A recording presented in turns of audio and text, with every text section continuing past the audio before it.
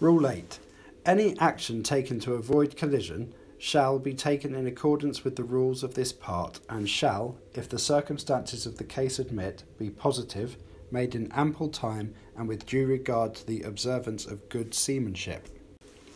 Good seamanship would dictate then that we would take a series of observations as per Rule 7, so we're not making decisions based on scanty information, and once we know the risk of collision exists, we shall take avoiding action in good time, ample time.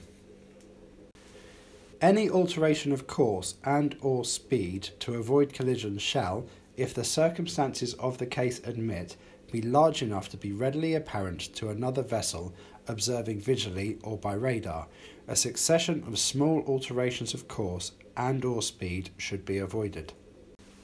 Looking at this example then, the maroon vessel is the give-way vessel in a crossing situation, and the purple container ship is the stand-on vessel which should maintain course and speed.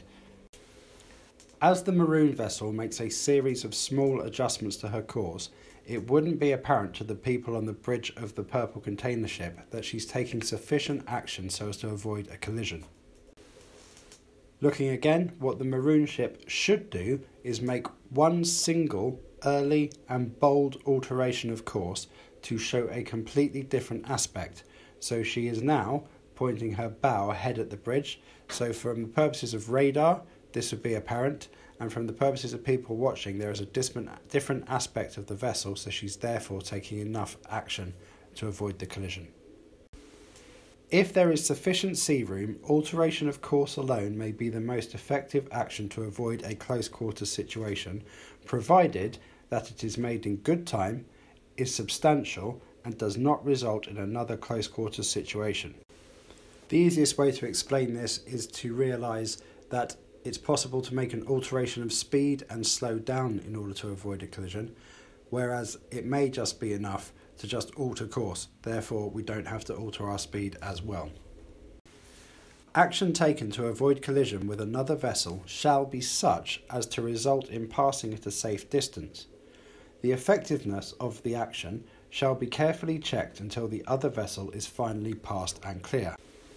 So the effectiveness of the action to avoid a collision needs to be checked. That means we're still referring back to Rule 5, lookout, back to Rule 7, risk of collision. And the vessel that is the give-way vessel can only go back onto its original course once the other vessel, the stand-on vessel, is finally passed and clear. If necessary to avoid collision or allow more time to assess the situation, a vessel shall slacken her speed or take all the way off by stopping or reversing her means of propulsion. This is self-explanatory because slowing down will obviously give you more time. So long as it's safe to do so, we have to be aware of the other surroundings and ensure that we're not causing another potential collision situation by suddenly changing our speed and affecting another vessel. A vessel which, by any of these rules, is required not to impede the passage or safe passage of another vessel shall, when required by the circumstances of the case, take early action to allow sufficient sea room for the safe passage of the other vessel. Let's take a look at an example then. In this situation, the purple container ship is the give-way vessel as it's in a crossing situation with the yellow ship and is required to take early action to avoid a collision. If we alter the purple container ship's condition then by making it not under command, now the yellow ship is required to give plenty of sea room and avoiding action to the purple container ship. What the rule is saying is we're not trying to avoid a collision here.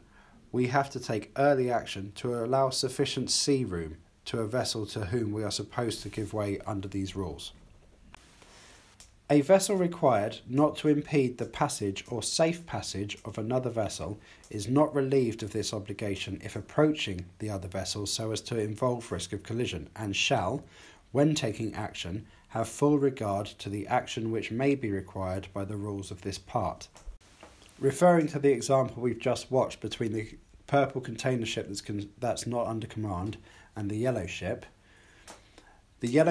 is not allowed to say, oh, it's a crossing situation, therefore I'll stand on, and the container ship will then have to get out of my way. nothing under the rules gives it the right to ignore the fact that it should give ample sea room to the ship with the special condition.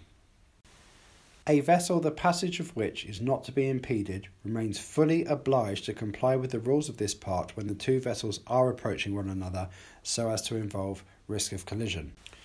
What this is saying is it's confirming that although the container ship has a special not under command condition, it still has an obligation under the rules of this part to avoid a collision at all costs, and nothing relieves it of that duty.